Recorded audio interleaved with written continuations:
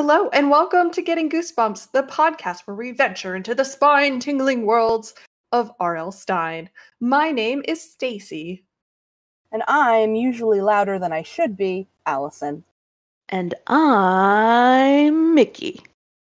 Today on Getting Goosebumps, we are going to talk about book number 4, Say Cheese and Die.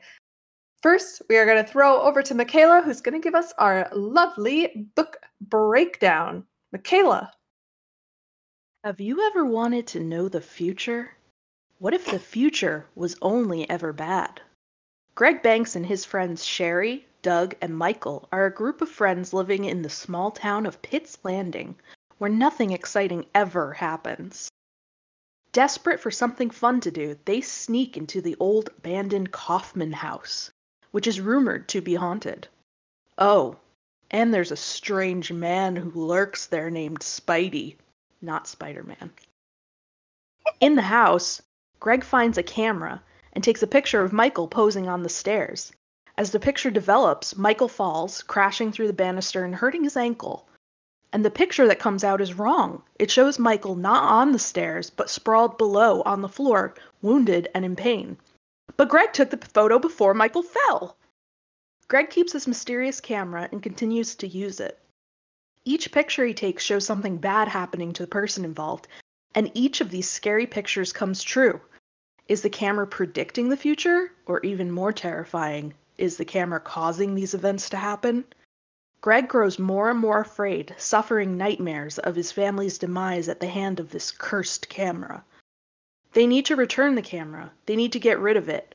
Back to the Kaufman house, and this time they meet Spidey again, who tells them the awful truth. The camera is an evil item designed by evil scientist Spidey to cause destruction and death wherever it's used. Now that the kids know the truth, Spidey cannot let them leave alive. Using his own device against him, Greg takes a photo of Spidey, scaring him so much that Spidey dies of fright. Greg and Sherry return the camera and flee the scene, rushing to tell the police what happened there.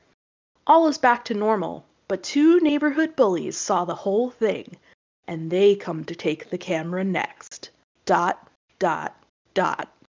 Ooh. Yep, very nice. Thanks.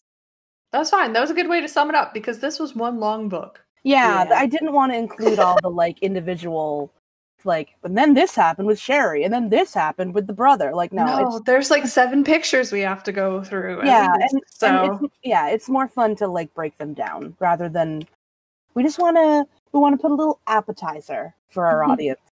Okay, do we want to talk about the cover of this book? Yeah, why wouldn't we? Crazy. Let's do it. This is maybe the most iconic Goosebumps old school cover book. In that, I feel like I see this one around.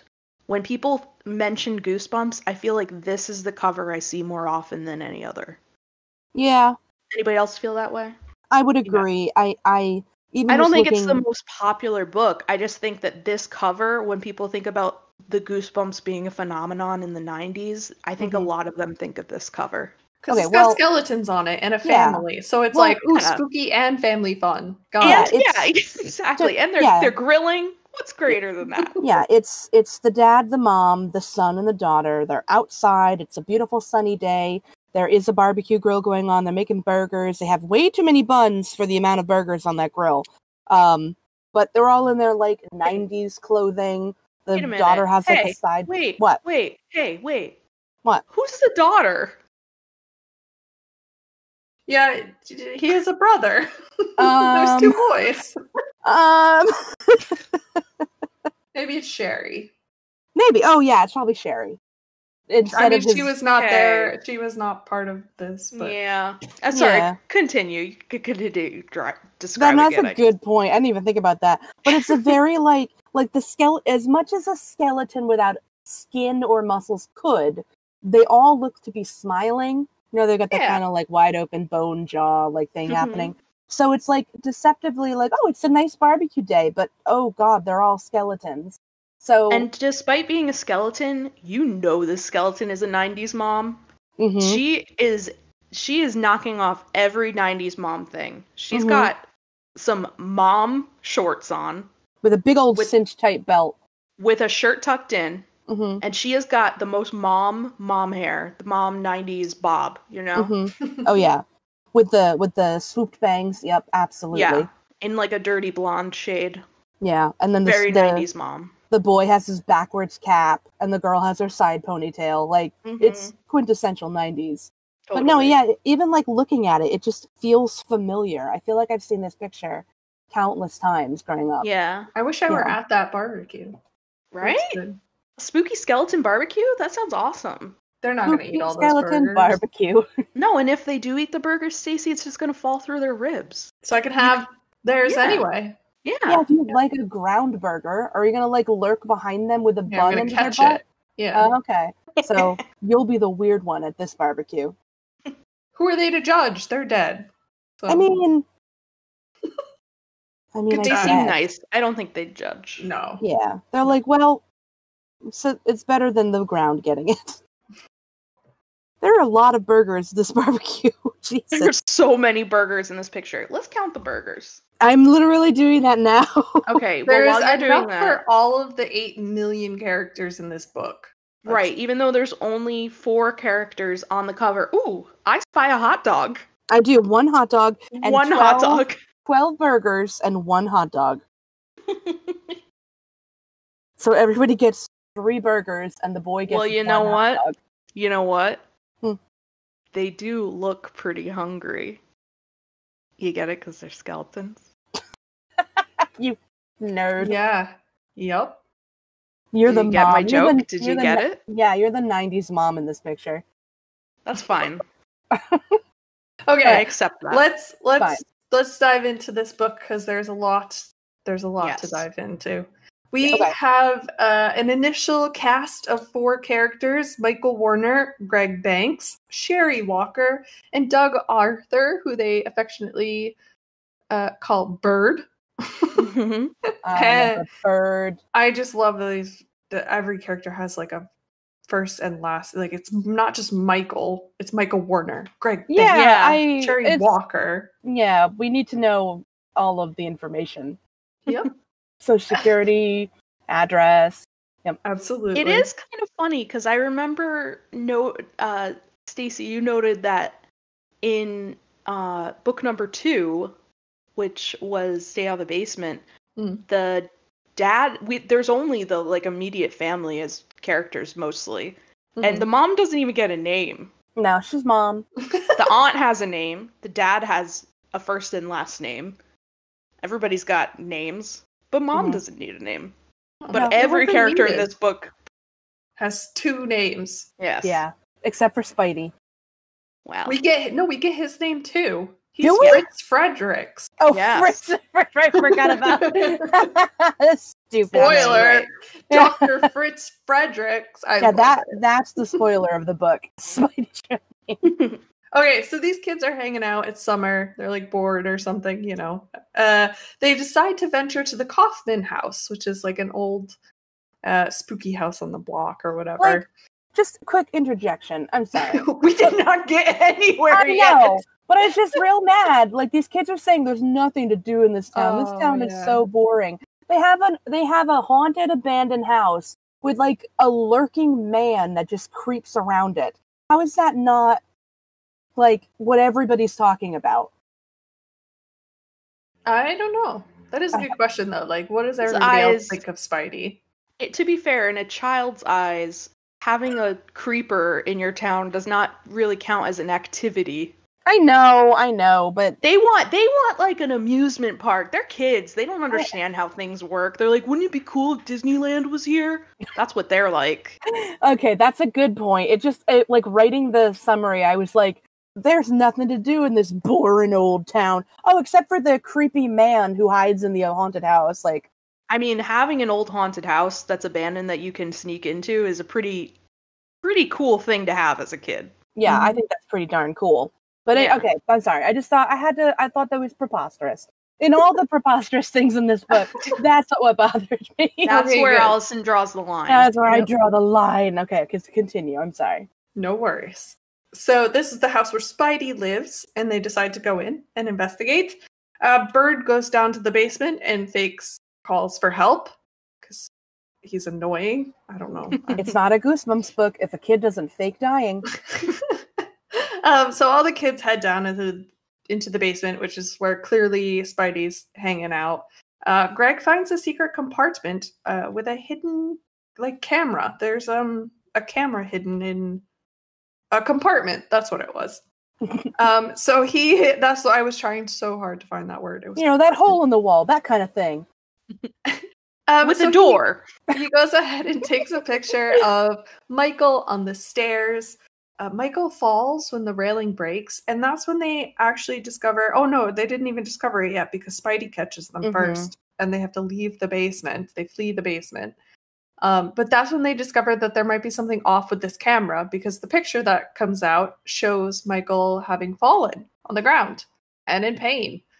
But they're very confused because obviously Greg took the picture before Michael fell. So, but there is that moment of okay, so a lot of stuff just happened and we were scared. Did we remember wrong? Maybe we did take it after he fell. Maybe it was in the moment thing. At first they're not oh, this camera's cursed. It's just that's very weird. We must, what?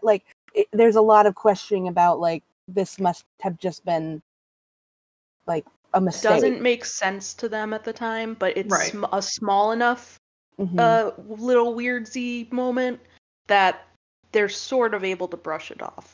Yeah. And to be fair, let's clarify, Greg did not mean to take the camera, they were being chased by Spidey, and he was so scared he forgot to leave it. So he didn't decide to return it right away either, though. So he didn't mean to steal it, but he did. Well, we're not even there yet. Yeah, they're still in the basement. No, Stacy said that they had been chased out. Oh, yeah, they escape, and that's when they look at the picture. They don't see it till after all the hubbub of Spidey's upstairs. These children are very disrespectful, though. Can I just say that? Kids. I know that all the kids in all these books are disrespectful, but I get sneaking into an abandoned house, quote unquote. That's fun. But then they come to realize that someone is living there. Yeah, they find his bed. Yeah, and they mess with it. That's not cool. Yeah. Not cool, dude. Anyway, I'm not saying I'd have better judgment as a child. I'm just saying, not a good look. Yeah, we are only 20 pages in the book. I know, I'm sorry. we both stopped. I just hate these kids so much. We both stopped Stacy and we're no, listen, this is the issue we have.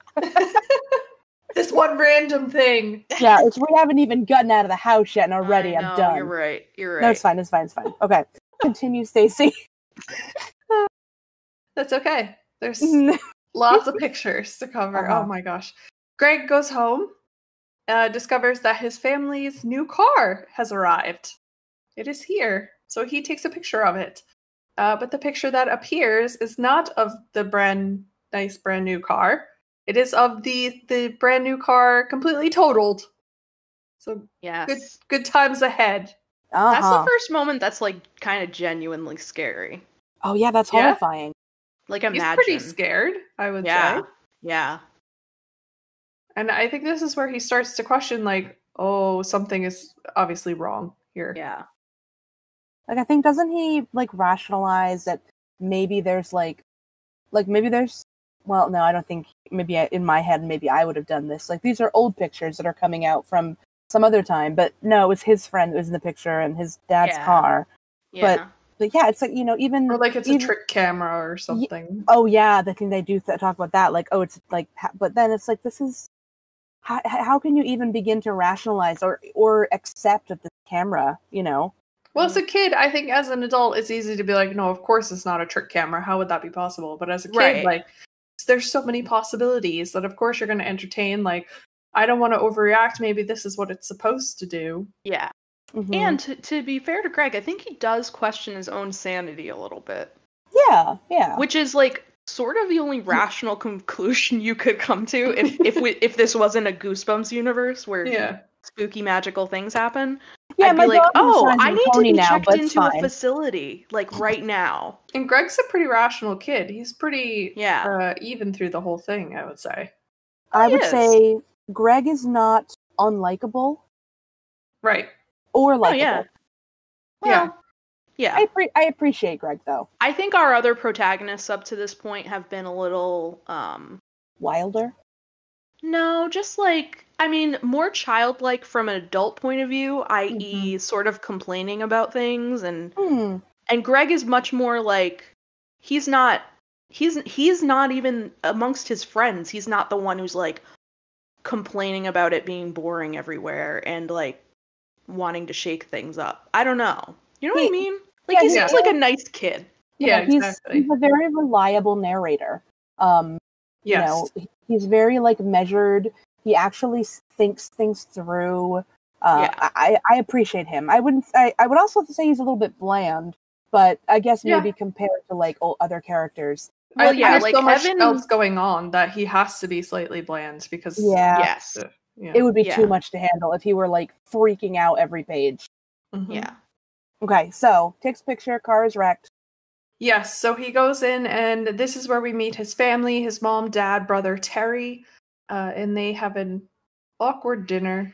I don't know. I guess it's kind of funny, haha, dad jokes. I don't know. It's really awkward. It's especially awkward when the family wants to go for a ride in the new car, and Greg is like, no thanks. And they're like, yes, you will. We're going for a ride. Get in the car. You're a child, I say. And it's like, I remember those days when you used to just go for a ride in the car. Like, that was just something you did.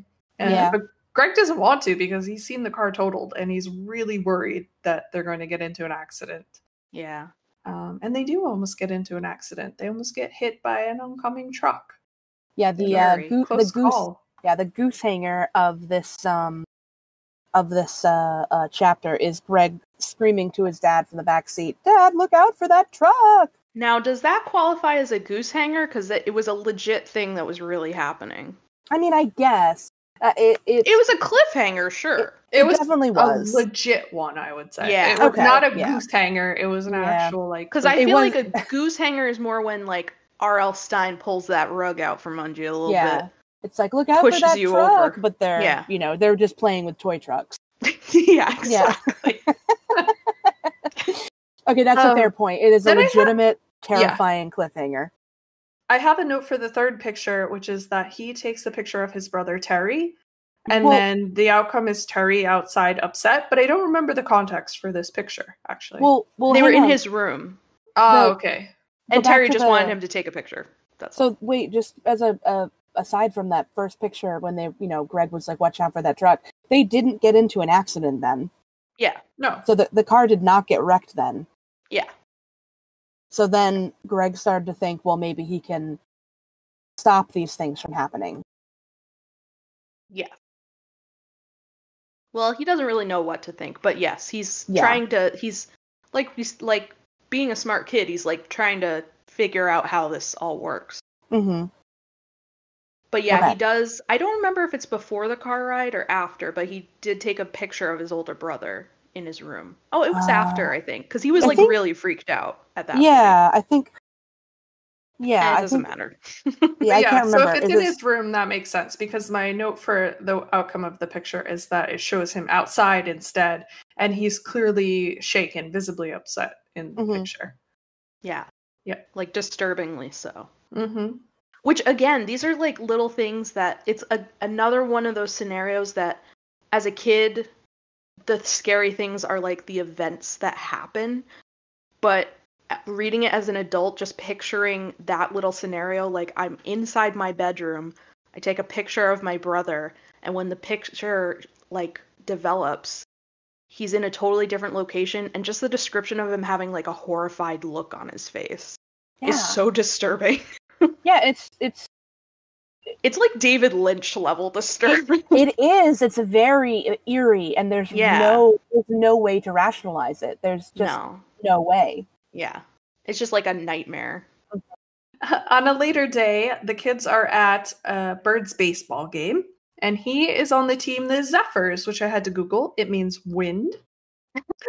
Just so you know, it's like a specific wind or something. There's your goose fact for the day. For some reason, I remembered that word. I didn't. I feel like I looked it up last time too. I'm sure I did. I think I knew it from, like, whenever I learned it as a kid, I kept that one in my brain because Zephyr. it starts with a Z, so it's It's a fun. good word. Yeah. I don't know where I Zephyr learned it, but I just and knew it. zealous are two Z Zealous. words. Yeah. That don't get Nice. used a lot, but I remember Good to have them. for Scrabble. Oh yeah, great to have for Yep. Scrabble. Oof. Very nice. Very nice. But here we take our fourth picture, which is Bird at the baseball game. But the picture that develops is Bird sprawled on his back on the ground. Obviously, something is very wrong. He's like got his arms, I want to say crooked, but that doesn't explain it very well. He's sprawled out Neck is at a incorrectly weird. on the ground. Yeah. Yes, it says his neck is at a weird angle or something. Yeah. The implication being that he broke his back or something. Ugh. This is when they also start to investigate the camera, and they stress that there's no brand name, there's no picture count, there's nowhere to load any film that what they can see.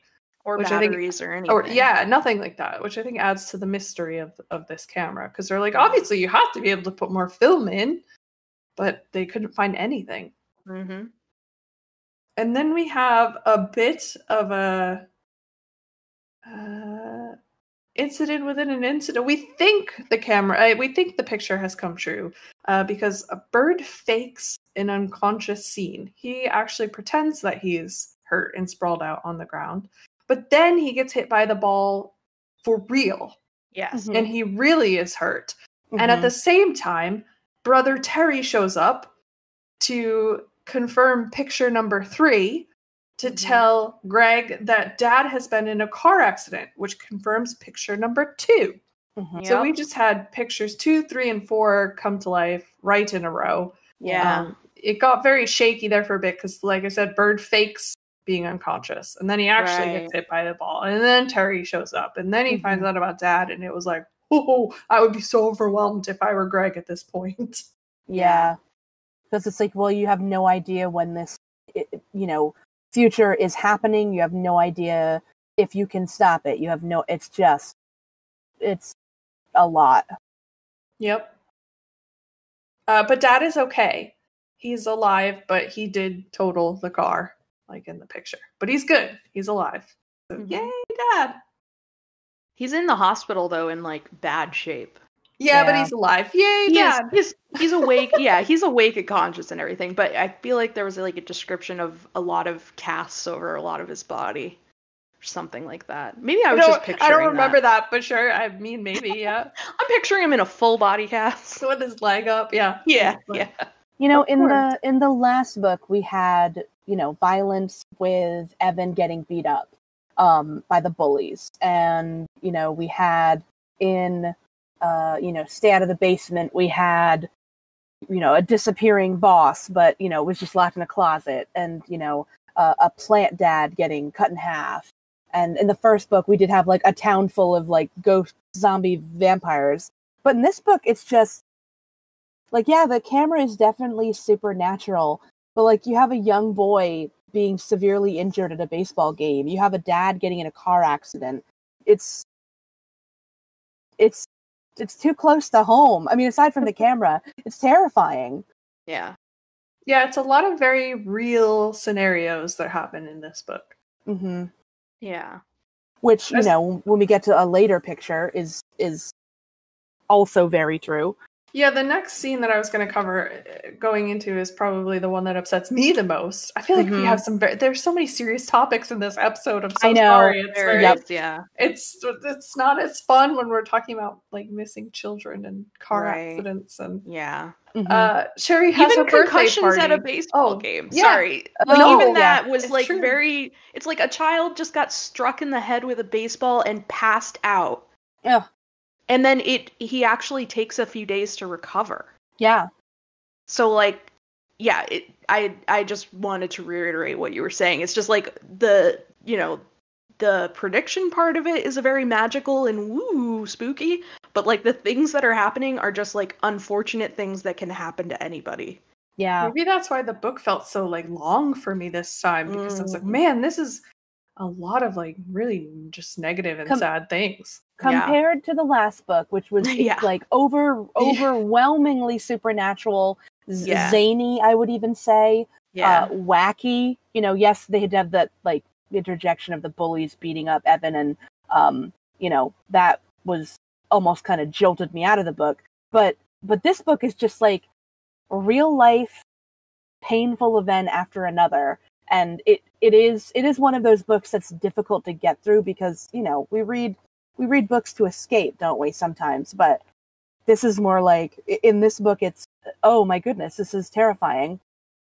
And the next segment was Sherry's birthday party. That could all be part of an adult thriller. Like, I'm reading an adult mystery thriller at that point. It's not, it doesn't even seem to fit very nicely into this story. It's like its own separate entity. I would adore this story. Like, the story translates so well into a, like, full, like, I guess this is a full-length book, but like an adult, like, length, a large-size book where this camera is causing all these horrible things to happen, and then what happens with Sherry, what we'll get to in a minute. Like, it's horrifying. There's such a sense of dread when you think about this. Greg has a conversation with Sherry the night before her birthday party where she wants him to bring the camera and take pictures of her guests. He's very reluctant to do this. I think she just keeps pushing and pushing until he does. And then that night is the night he has the skeleton barbecue dream. I love that dream. The book, which is a good time. Probably the goodest time we'll have in this book. It is the goodest time, yes. The goodest of times. Barbecue skeleton dream. Because the next day... Sounds like an 80s rock album. Nice. It's my band name. At the birthday party, Greg takes 2 pictures of Sherry. Sherry, pick number 5 is Sherry at her birthday party, but in the picture that develops, she's not there. It's just the tree that she was leaning up against or standing in front of. Picture number 6, he tries again, takes a picture of Sherry, and again, when it comes out, she doesn't show. It's like she's invisible. And I think she gets a little flustered with Greg about this. Like, he's a bad picture taker or something like that. Like, you took a picture of that tree, not me. Yeah. But, it's a bunch of kids, so they go down to the woods to play Truth or Dare. And the only problem is, when they're called back, everyone returns from the woods except for Sherry. So Sherry goes missing. This is, I mean, and yeah, it's like we've already hinted at this, but it's hard as a grown-up and to not take this more seriously than it should be taken. Yeah. You know what I mean? Like, we're reading a Goosebumps book and it's for kids, and it's just like, kids are like, yeah, wouldn't it be scary if you disappeared? But like, us as grown-ups, we're like, oh god, a group of kids went into the woods and one of them didn't come back. I think it's horrifying. I think the terror and the horror and the, like, unease that we feel as grown-ups is that because we're adults, we're unable to completely separate ourselves from the knowledge of what happened when children go missing, or what could happen to somebody and why they've gone missing, whether it be they, got hurt somewhere or somebody hurt them. And it's very hard not to think of all these, horrible what if scenarios, when as a kid I'm just like, oh, she just disapparated into the air, oh no. Right. Yeah, exactly. Like, how are they going to make her reapparate? But as an adult I'm like, oh god, all of these horrible real life terrible things may have happened, and I'm having a panic attack thinking about them. Well, and it might have been easier to brush past it had we not also seen, like, which I'm glad he included it, because it wouldn't have made sense otherwise, but the aftermath of Sherry's mom realizing she was gone. Oh, that was awful. Yeah, the police getting involved. Yeah, and it's all from Greg's perspective. Mm-hmm. And that, I think, makes it way more impactful, is that it's from the perspective of this child who now is sitting under a tree in his friend's backyard where she's missing. The mom is freaking out. Her parents are freaking out. The police are there. He's talking to the police. He thinks he knows what's happened, but he knows that also sounds crazy because he tries to tell the policeman about it, and the policeman thinks he's just a kid screwing around. Right. But I really think that telling it from that perspective made it even more emotional, more intense. Totally. Yeah. Because he does know what happened, but there's no one who will believe him. There's a line, his Sherry's dad asks once the police come and are talking to her parents, Sherry's parents, and Greg is there, because it's right after the birthday party, because, they're all trying to figure it out. And the policeman's like, one of the policemen is like, oh, there's no sign of her. And the dad, Mr. Walker, says, did someone take her away? And as a kid, I'm just like, oh, maybe like somebody, I don't even know how I would rationalize that. But as an adult, I'm like, oh my God, I feel so bad for these parents. I feel immense. I wish they knew it was just a spooky camera. I know. I wish they knew it was all fine. It's a Goosebumps book. Yeah, I wish I could tell them they're in a Goosebumps book. Don't worry about it. Like the mom stay out of the basement. It's like, oh, your dad's just down there doing wacky experiments. It's fine. Like, no, but I've heard groaning voices, Mom. No, it's fine. Like, but no, this is so real and upsetting. Yeah. And it doesn't ease up because Greg goes home and his dad's still in the hospital, so that's where his mom is. So no one's at the house. So he goes home alone, and his room has clearly been ransacked. Yes. So not only is his friend missing, but he's alone. He can't even talk to his parents about it. And someone's been in his house and gone through his things. I would be crying at this point, I swear. It's one very serious thing after the next. Like, from the moment that they get the camera, there's very little levity in the story. There's very little humorous moments, and even if when there are, they're not like the awkward family dinner. It's like, oh, this is weird, but it was something about turkey or something where he was like, veal. Oh, this is great chicken, and his mom's like, it's veal, and it's like, was this a joke? I don't know. Or is his brother just a dumb? Like, well, yeah, that's true. But it's just it's one hard hit after the other, and it just gets worse and worse and worse. Sorry, R.L. Stein, why you do this to us? R.L. Stein, why can't they just be? I don't know. Why can't they just turn into? We need more monster blood. Yeah, I was just gonna say, you guys are missing monster blood now, aren't you? No. It's okay, Alison. I know you love monster blood. I don't hate it. All right, let's move past this wicked sad part. Yeah. So the next sad part. Well, Greg meets with his friends to discuss the camera at the playground. The remaining friend. The remaining friend. Like, it's true. Like, and it's so stark that they're there without Sherry. Yeah. Pick number 7 is Greg at the playground. Which they discover after it actually shows Sherry standing behind Greg. So now he's even more confused because Sherry's in the picture. But while they're at the playground, they encounter 2 bullies. Wow, more bullies. Just what I wanted. Wait a minute. Ferris and Mickey Ford. A bully in a Goosebumps book? Oh, wait a minute. I don't know about that. They were wearing black t-shirts? Yep. Did they have chains on? Heavy metal bands on them, maybe? Yeah. Maybe some wrist cuffs? They take the camera, but Greg manages to snatch it back. But that's when he sees the pick number 7 is actually Sherry standing behind him. Then this goes on for days later. Greg's dad is home, but Sherry is still gone.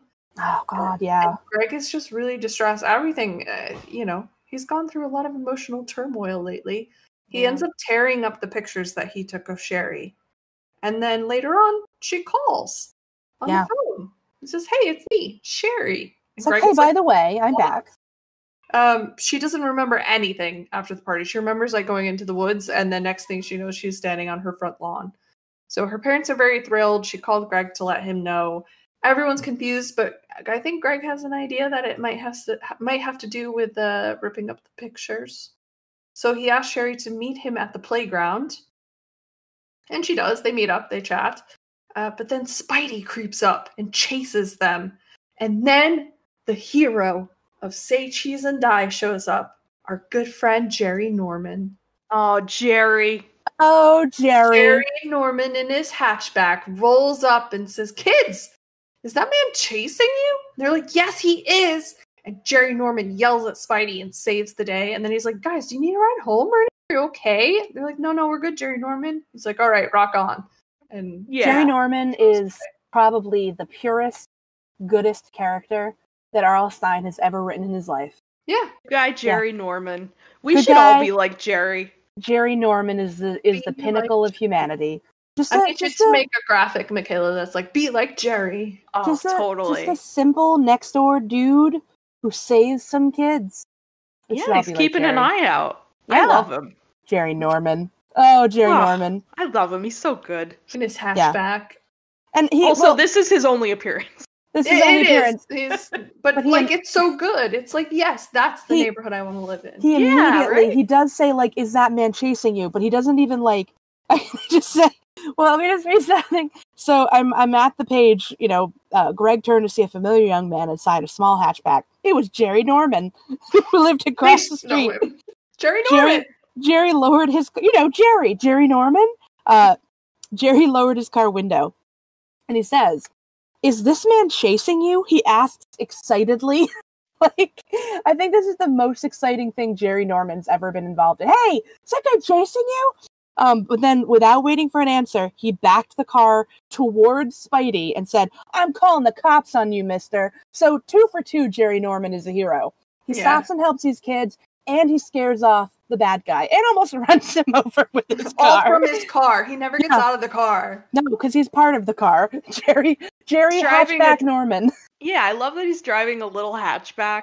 I don't know. I just love him. Jerry Norman is the hero we all need. Yeah. Oh, man. That was the best part. That made me so happy. That was like the best part. We needed a Jerry Norman in this book. Yeah, Jerry Norman is a turning point. But yeah, so he's like, so Spidey flees from that, and then even as he's running, Jerry Norman says, I'm warning you, and like shakes his fist out of the window at him. Oh, God. Jerry Norman. He really... Be the Jerry Norman you want to see in the world. Yeah. And I said. I need you to draw Jerry Norman with like a halo over I his will. head. I need half Jerry Norman, half hatchback. Oh, like a centaur, but a man car? Yeah. Like a man car. Okay, you guys had a little bit of a different visual than I did, but I think I can do that. I want to see that where the hood is his torso. Oh boy. Can we just end the book here? We're done. Yeah, the end. And they all lived happily ever after. Jerry Norman scares away Spidey, the end. Spidey never darkens anyone's doorstep. Jerry Norman, the town savior. Oh, God. Spoiler alert, it's not the end. It's not over, and Jerry Norman doesn't come back, guys. That's why.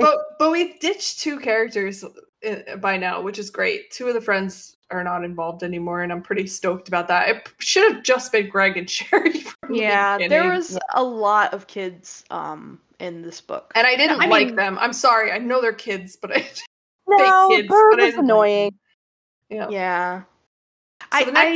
Sorry. Go ahead. I was just gonna say about like Bird and Michael in general. Like, I think maybe they were inserted to try to be comic relief, and maybe that worked for kids because they were kind of like sarcastic with each other and teasing I broke my neck as a joke. Well, yeah, and they like make fun of each other like in a fun way, and like, but they just got in the way. They just got in the way, honestly. Yeah. Sherry, I love Sherry.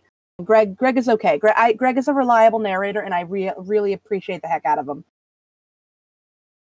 Next day, Greg and Sherry return to the Kaufman house to put the camera back, but Spidey catches them, and this is when we get the loaded backstory that Spidey's real name is Dr. Fritz Fredericks. Stupid name. I love real it. Name. I love it. Fritz Fredericks. I'm gonna name my firstborn Fritz. This is my darling and my son, secondborn Fredericks. This is my daughter, Francesca Fritzrick. Dr. Fritz Fredericks stole the plans and the camera from his partner, science partner, business partner, his partner. The partner. His partner was into the dark arts, however, and cursed the camera. Okay, this part literally made me laugh because I was like, R.L. Stine, you can't even stick to a sci-fi. It has to be science mixed with magic. Yeah, because there Every was nothing time. wrong with the camera. He cursed the camera. Like, the camera originally, I guess, was just a normal camera or some sort of camera. But the reason that it steals souls is because he cursed it with the dark art. So This I'm is gonna a make thing this, that every scientist can do. Did you guys not know that? I'm going to make this No. camera. I'm going to use my microscopes. I'm going to use my lab. I'm going to get my summoning circle to the devil. And I'm just going to make sure everything's all set together. You know, like a normal science lab. Somebody Don't worry about get the Jerry pentagram. Norman. There's some madness going on here that needs cleaning up. The Jerry Norman. We just need like someone to rewrite the entire Goosebumps series. And anytime any garbage goes down, Jerry Norman swoops in and saves the day. All the books would be a page long. Yeah. Definitely. Those bullies in the last book, forget it. Oh, Jerry Norman. Jerry would have taken care of them. He would have grabbed them by the scuff of their necks and brought them to their mothers. And, it would have been done. Yeah, or when the kids in the first book were dealing with, like, the undead. Yeah. Chasing them, Jerry Norman would have been like, hey! Here's a super zombie, here's vampire, demon, dead people. I'm Leave them Jerry kids alone. I'm Jerry Norman, part car, part man, and here's my portable lighthouse. I'm gonna make all of you turn into dust. He just whips out a lighthouse hat, puts it on. You guys are adding way too much stuff to the fan art. You better be taking notes. I want Jerry Lighthouse Hatchback Norman. All right, he's got a little hat with a lamp on it. Yes. Good. Okay. Okay. Oh, yeah. So where did we leave off? We left off with Dr. Fritz Fredericks wants the kids dead because they know too much. They know too much because he just monologued. Yeah, because he told them. But the quintessential, like, hey, I'm a bad guy. Here's everything I did. Here's my list of my instructions and how I did it. Here's pictures of me doing the thing that I did. And now I'm going to murder you. Yep. He grabs the camera and Greg, so Sherry takes the opportunity, while his hands are full, to steal the camera and snaps Dr. Fritz Fredericks' picture. So he dies. And the pic shows him dead. Well, here's the thing, is that he doesn't just die. He doesn't just die.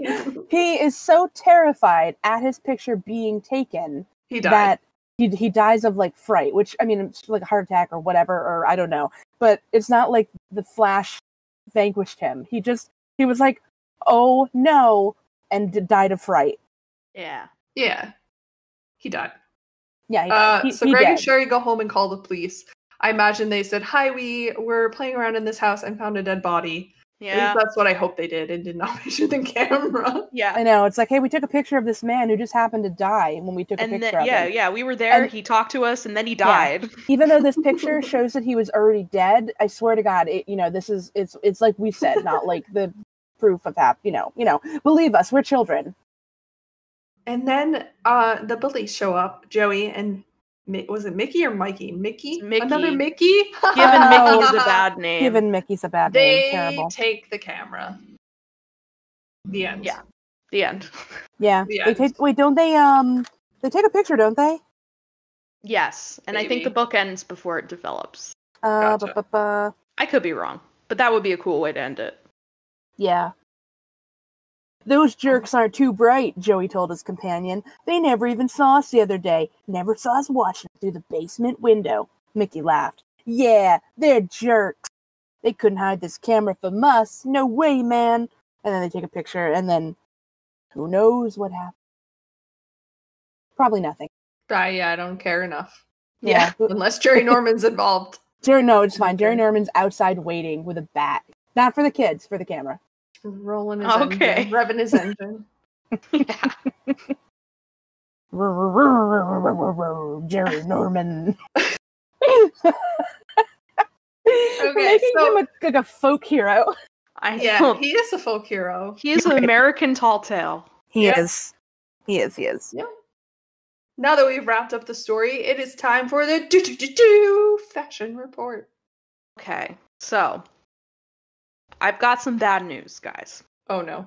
I do have a fashion report, but Sounds I don't know how sustainable going forward fashion reports are going to be. Why? It seems that you know how we discussed that R.L. Stine perhaps looked into a Sears catalog and he would just pick a picture of a child and describe what that child was wearing? Yeah, peak coolness. Yeah. I don't think he ever got a new Sears catalog. is the thing. I think he just looks at the same pictures of children, or maybe it's like children he's related to that he has a picture of on his desk, and he's like, oh yes, spandex leggings and a yellow t-shirt. That's what children wear. High top Every sneakers day. and an oversized size sweatshirt. Backwards Yeah. cap. Yeah. Bullies, black t-shirts, jeans, sneakers. And I'm so Yeah. sad because the 90s had amazing things you could describe in a book. They Yeah. really did.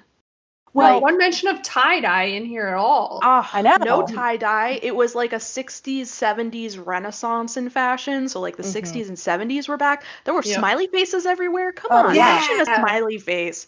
No smileys, no scrunchies. No. Scrunchy. Yeah, give me a scrunchy RL. Come Yeah. on, man. I want my would- LA gears, my light up high tops. Oh, amazing. Oh my god, I wish I still had light up shoes. I would wear them every day. I Do they think- make them for grown-ups? Acid yeah, they do. jeans. I've seen 'em. Anything. They have to make them for our specific age. They do. They absolutely do. I'm not lying to millennials you. will buy adult size light up sneakers. Yeah, because we're all depressed and we need something. We're like moths to the We flame. want We to- need a light.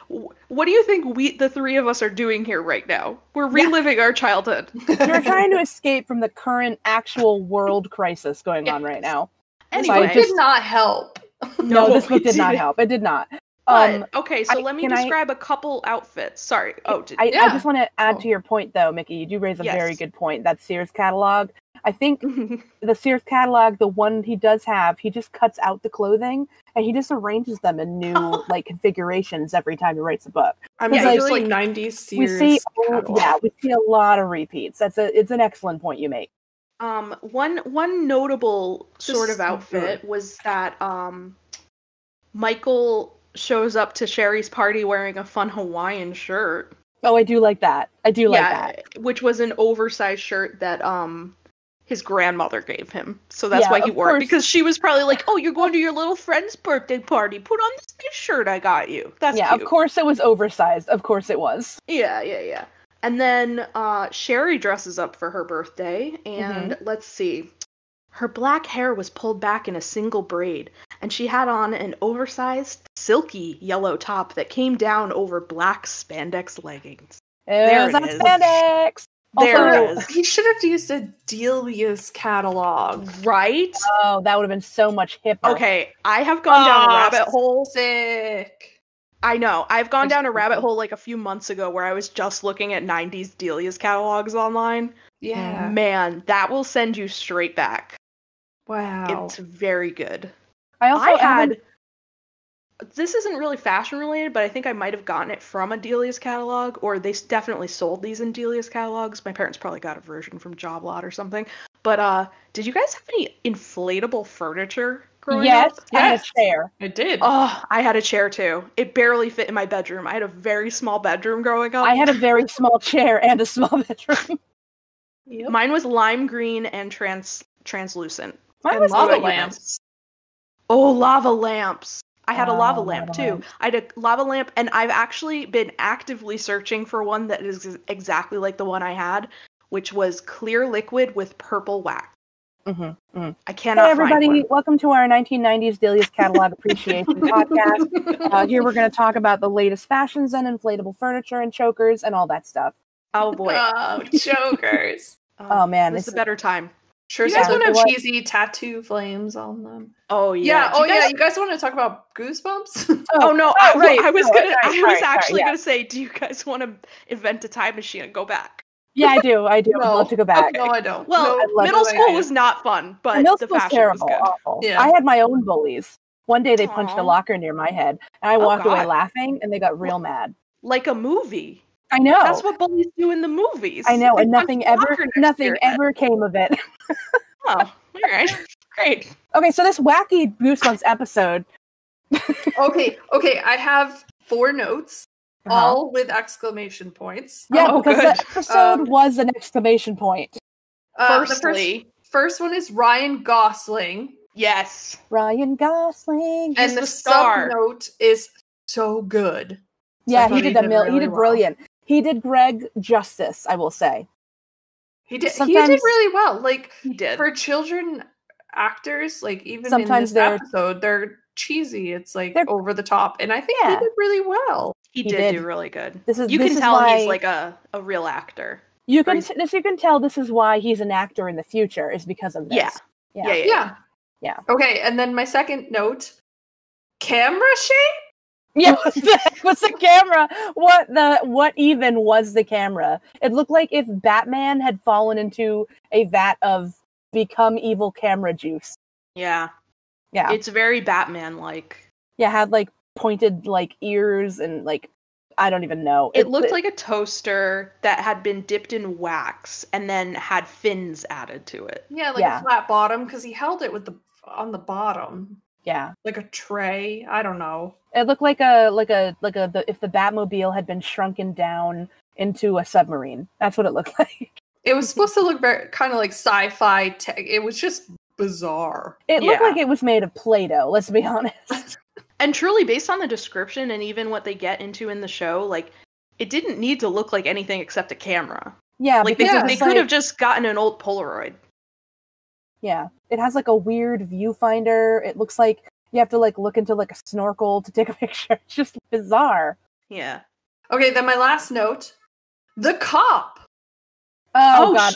Yes. Sunglasses McGee. Oh, that one. He was insane, and I loved it. He was a weird adult that we didn't get in the book, but we got two weird adults in the TV show. Oh, yep. We'll reserve the major one for our closing point. But yeah, this cop was he had sunglasses on at night, so already you know he's weird. He he kept like the camera kept zooming in on his face like every other word that he said, and you could see like the reflection of Greg in his like sunglasses.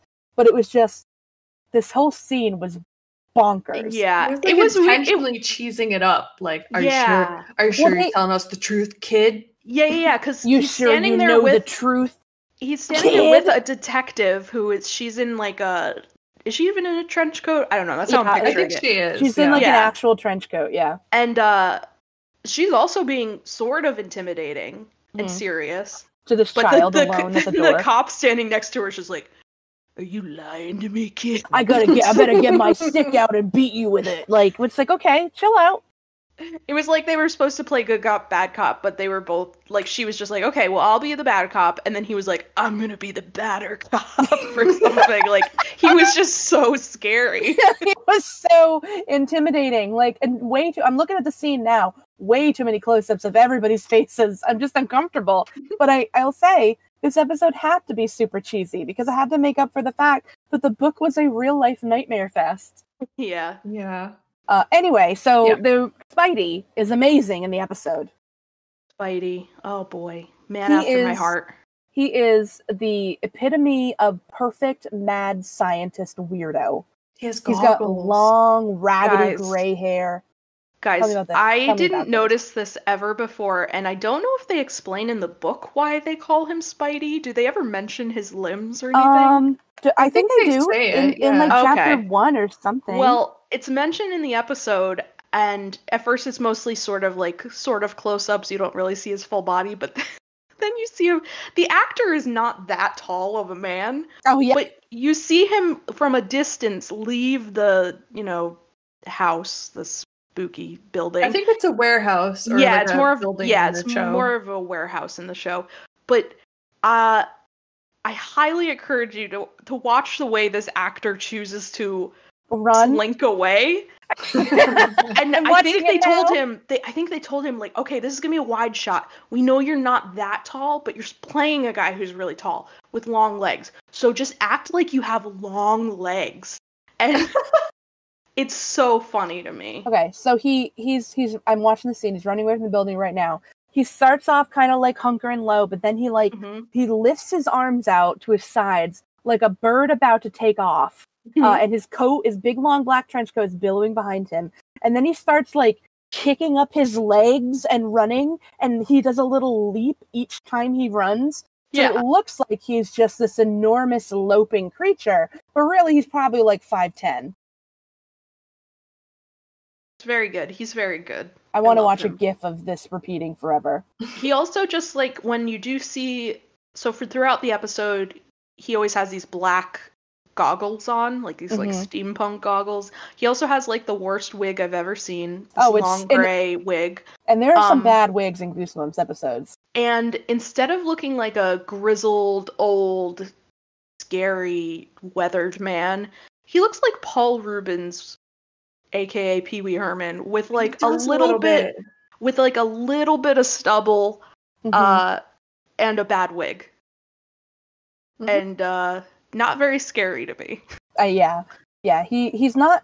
Other than the goggles, he's not very intimidating. But he did play his character real wacky, and I enjoyed that. Oh yeah, he was great. I think one of my favorite scenes, because the lighting in his laboratory or laboratory, however you choose to say it, is very neon and vibrant, and there's just some weird like green. Also, it's not an abandoned house he's in. He's in like a old abandoned brick factory. Like, yeah. Let's see. So the ending scene. That's the lighting how science gets done. We learned this in Stay Out of the Basement. Yeah, that's true. You need it very dark with lots of green lights and maybe a fog machine. Okay, so the ending scene of the episode, how they kill Spidey, is instead of him just being so terrified he dies of fright, Greg takes his picture and... No, Sherry does. Oh, is it Sherry? Okay. Yes. Well, Sherry takes his picture, and he doesn't die of fright.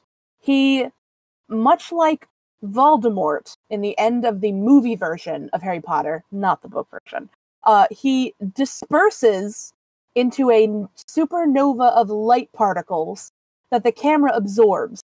And then we see a shot of him inside the camera, behind the viewfinder, or the lens rather, trying to get out. Yeah. And then the bullies come down to the basement. This is after everything's happened. They take a picture. They're looking at the picture. We don't see it, but they're like, oh, it was a dumb picture, blah, blah, blah.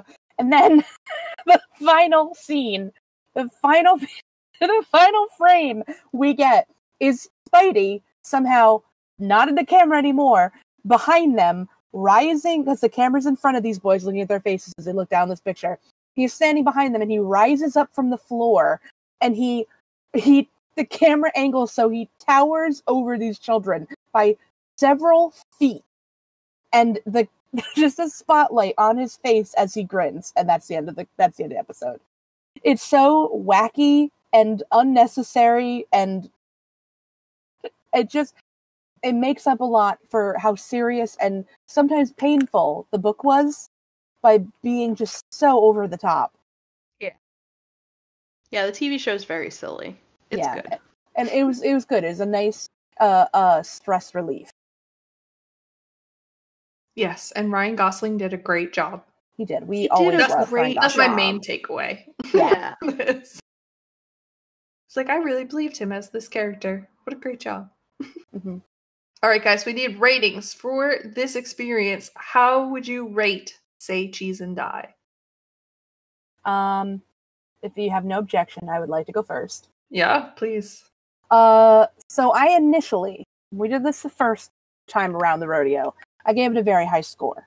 I am still going to give it a high score. I am going to give it, I'm going to give it 4 out of 5 veal dinners.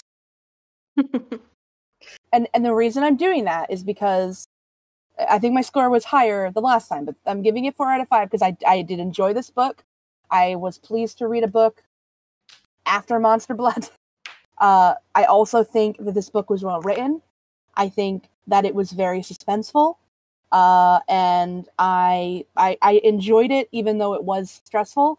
The reason I've lowered my score slightly from my prior score is because there's a lot going on in the world right now, and every day is a struggle. And reading this was also, it's just, I would have liked a little more levity. I would have liked a little more. Monster Blood. It's okay. No. Monster Blood. No, what I needed was One Day at Horrorland. That's what I needed. Oh, that's going to be so much fun. Heck yeah. We finally get to it. Ever. Okay. I'm ready to give my review. I mean, my score. Yeah. So I also am adjusting mine from my first read. I was pretty harsh on this one the first time. I'm going to give it a 3.2 out of 5, and that is better than my previous score. It is, 3.2 out of 5 Ford Taurus station wagons. Wait. I was gonna say. What? I would like to change mine from veal dinners to Jimmy Norman's. Oh, that's good. Yeah. Jerry. Joe, yeah, sorry. I was gonna say, is his name Jimmy? It's not. Wow. I'm gonna say 4 to 5 Jerry Normans. Listen, all I can think about is the lighthouse. I don't know and the if you're hatchback. allowed to. I think you got his name wrong. I don't know how I feel about that. You can't take this from me. You can come to my house and fight me about it. Okay. I'm going to say the same, I believe, because I don't want... I still think this is a good experience overall, even though I felt a bit sluggish this time around. I'm going to go 3 out of 5 hatchbacks. Okay. We all Very have car-related things. Yeah. It's good we had a theme. We did. It was a wonderful theme. Jerry Norman is not a car, though. Yeah, just he is. He's half clear. He's half car. Listen. Yeah. He's okay. But he's also part lighthouse, so yeah, he's all things. I think he's a little less than half a car. If he's can be whatever a car and lighthouse, you can't stop Jerry Norman from being whatever he wants to be. I cannot stop him in any way, shape, or form. Jerry Norman can do whatever he wants to. Mm-hmm. Yeah. Thank God he's on our side. I know. The world. We would be lost if he weren't. Yeah. Could you imagine? Mm-hmm. If he were the one doing the chasing rather than stopping the chases? I was very excited that they were like, Jerry Norman in his hatchback. Yeah. As small as hatchbacks. Okay. Yeah, he's probably got like old computer parts in the back or something. He's gonna go build his little computer and play Pong. Yeah. Because that's all they had. Yeah. No, I just think he's real like chill and real. Yeah. I don't know. Bringing it home from the computer science department. When the kids play on his lawn, he doesn't yell at them. No. Oh, he's too cool for that. He's way too cool for that. In fact, the kids, out of respect, don't play on his lawn. Yeah, like, hey Jerry, we're gonna go play ball in your neighbor's yard. Have a great day. Yeah, Jerry, we don't want to bother you. Thank you, Jerry. Praise Jerry. Here's your offering. Hope to see you in your hatchback soon. Okay, so we've reviewed. Any final thoughts on I just enjoyed it. It's just a little tricky to read in all the pandemic, all that stuff going on. But it's still a good book. I enjoyed it. It's enjoyable episode. Enjoyable. Book. Don't let our like kind of seriousness ruin this book for you, please. Yeah. No, it's 2 thumbs up from me. All right. Well, the next time we're going to be reading The Curse of the Mummy's Tomb. That's another one that has serious bits in it. It does, but we all gave it extremely high scores. I remember loving it. So I'm interested to see if we continue to keep our love. Yeah. Or if expectation, because remember the first time we ran through these, the ones that we did do, I don't think any of us remembered that book, and reading it we were like, well, hey! But now we're like, well, this is an amazing piece of brilliant literature. Are we going to have our hopes crushed? Let's see. All right. Thank you guys for joining us. You can find us on social media at Goosebumps Pod, Twitter, Instagram, all the likes. But we really appreciate you taking the time to hang out with us, listen to our complaints, excitements, Jerry Norman spiels. It was a good time. I mean, listen, they came here specifically for Jerry Norman and Jerry Norman alone. Yeah, not for us. So Jerry Norman thanks you. Yeah. He'll flash his lighthouse twice tonight in all your honor. In the night times when you see the light flashing. Do you hear that in the distance, background? Do you hear Jerry that? Norman. It's a little That's Jerry Norman. He's watching over you. Yeah. Cruise in the neighborhood for spite. That's right. Cruise in the night skyway. Okay. Thank you guys so much for listening. We will catch you next time. Stay spooky. Bye. We can talk Jerry Norman forever. I love Jerry Norman. Guys, this is going to sound crazy. I genuinely feel comforted when we talk about Jerry Norman. Yeah, I feel like he's like we're casting a magic blood spell. Pressure, yeah, my blood pressure goes down when I'm thinking about Jerry Norman. You know? Yeah, because he's all that is right with the world. He's just gonna be there. I just know he's gonna be there. He's gonna be there. You know what? When we have times of trouble coming up in future books, we just have to remember that Jerry Norman exists. And he's always in your heart. He's always in your heart. And even though he might not be there that moment, he will be there when it counts.